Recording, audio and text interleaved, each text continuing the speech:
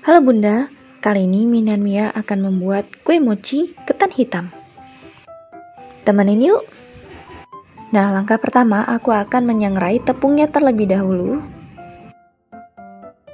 Nah, tepung ini akan kujadikan sebagai lapisan kulit mochi.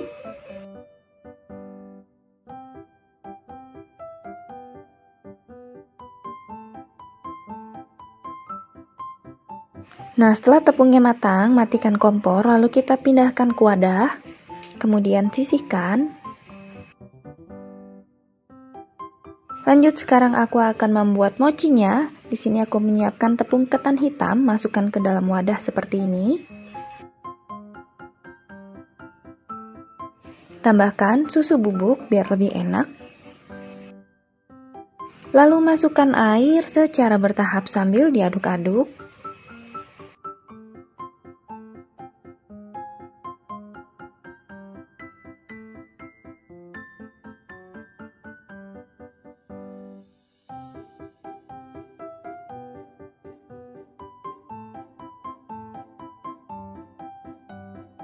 Nah, kalau sudah tercampur rata seperti ini, nah ini sekarang akan kumasak. Nah, untuk memasak mochinya sendiri, aku di sini menggunakan wajan anti lengket ya, Bun. Tambahkan gula pasir, minyak sayur,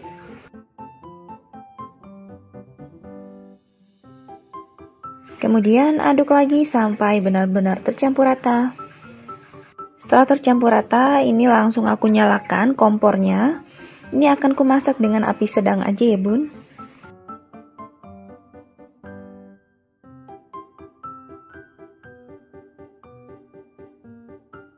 Nah, ini teksturnya sudah mulai mengental.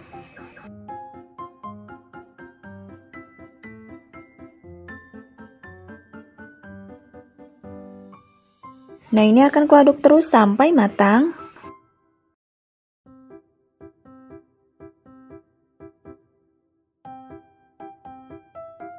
Nah, kalau teksturnya sudah seperti ini artinya sudah matang ya, Bun. Matikan api kompor, tapi ini akan tetap kuaduk-aduk sampai kalis seperti ini. Selanjutnya ini akan aku sebar-sebar seperti ini biar cepat hangat, suhunya tidak terlalu panas. Setelah suhunya berubah hangat, sekarang tinggal dibentuk deh. Gunakan sarung plastik agar tidak lengket. Ini saya menggunakan plastik seadanya aja. Untuk isian di sini aku menggunakan selai coklat secukupnya. Nah, untuk ukuran mochi sesuaikan aja dengan selera ya, Bun.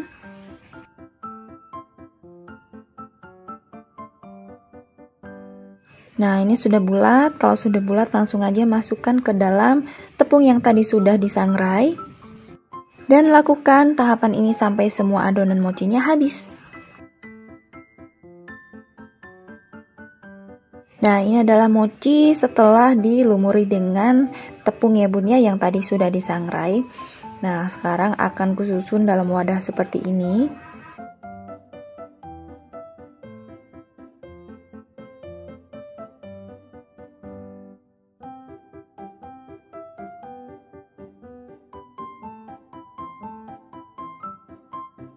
Nah, Bun, sekarang mochi ketan hitamnya sudah siap dinikmati.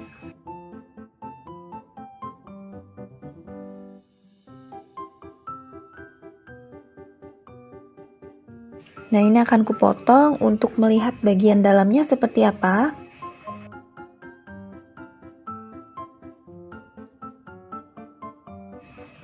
Nah, ini dia cantik dan enak banget. Hai semuanya, kali ini Min dan Mia akan membuat mochi susu isi kacang yang super simple tanpa kukus, tanpa santan. Pertama, aku akan menyangrai kacang. Ini aku gunakan yang masih ada kulitnya. Kalau mau praktis bisa gunakan kacang tanpa kulit ya, Bun. Nah, setelah ini diaduk-aduk sampai matang. Kemudian setelah matang, ini kukupas kulitnya jadi seperti ini. Lanjut, ini akan ku blender sampai halus. Kalau tidak mau di blender juga bisa dihaluskan menggunakan ulekan dan sebagainya ya, Bunda. banyak cara menuju Roma. Pokoknya setelah halus kayak gini, matikan. Jangan sampai kacangnya mengeluarkan minyak. Lalu tuang ke dalam wadah. Kalau udah, ini kacangnya akan seperti gumpalan-gumpalan kayak gini. Lanjut, akan kutambahkan juga gula palem sebanyak 3 sendok makan. Lalu tambahkan juga 2 sendok gula pasir. Nah, ini kombinasi kedua gula ini membuat rasanya nanti lebih enak daripada 100% pakai gula palem atau pakai gula pasir aja. Kemudian tambahkan air panas mendidih sebanyak 2 sendok makan. Ini penting banget penggunaan air panasnya, jangan diganti dengan air hangat atau air dingin, karena dengan air panas ini akan melekatkan kacang dan gulanya ini jadi seperti ini, jadi agak menggumpal begitu ya. Jadi ini untuk memudahkan nanti saat dipulung. Kemudian ambil sebagian kecil adonan, lalu dipulung menggunakan tangan aja kayak gini. Kurang lebih caranya sama saat kita membuat isian nastar ya.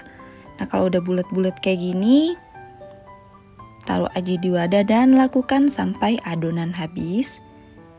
Untuk besar kecilnya bisa disesuaikan dengan selera aja. Lanjut, di sini aku akan menyangrai tepung maizena untuk baluran mochi. Ini penting banget disangrai agar wangi tepungnya itu hilang dan mochi pun jadi lebih awet. Oke, ini tanda dia sudah matang kalau tepungnya ini sudah halus seperti bedak tabur. Nah, kurang lebih seperti ini sudah selesai, teksturnya sudah halus ya. Lanjut, masukkan bahan-bahan untuk membuat adonan mochi seperti tepung ketan. Lalu ada gula pasir. Kemudian ada juga susu bubuk. Di sini aku gunakan agak banyak agar lebih susu wanginya. Lanjut, masukkan air sambil diaduk secara bertahap kayak gini. Airnya ini air biasa ya, bukan air panas. Oke, ini sudah mulai tercampur rata adonannya. Yang menggerindil ini bisa dihaluskan terlebih dahulu sehingga adonannya benar-benar halus. Terakhir, tambahkan minyak goreng. Ini penting juga agar adonannya tidak lengket. Nah, ini diaduk lagi sampai rata. Kalau sudah rata kayak gini, selanjutnya ini akan kumasak. Gunakan api sedang aja, jangan terlalu besar. Lalu ini dimasak sambil diaduk-aduk. Mengadukkan tetap kita lakukan sampai dia menggumpal dan matang. Ini kelihatan bahwa adonannya sudah mulai menggumpal. Ini juga prosesnya cepet ya, nggak perlu lama. Nah, ini udah sangat memadat, airnya juga sudah surut, tapi ini tetap diaduk sampai nanti dia terlihat seperti transparan. Nah, itu tandanya adonannya sudah matang dan siap dibentuk. Oke, ini sudah kumatikan apinya. Nah, sekarang tinggal menurunkan suhu sampai suhu ruang ya, agar mengadonnya ini tidak panas.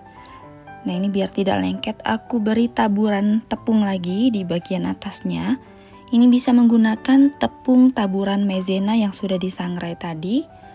Kemudian ini dipotong-potong atau disesuaikan aja dengan selera, mau sebesar apa nanti kita bulatkan mochinya.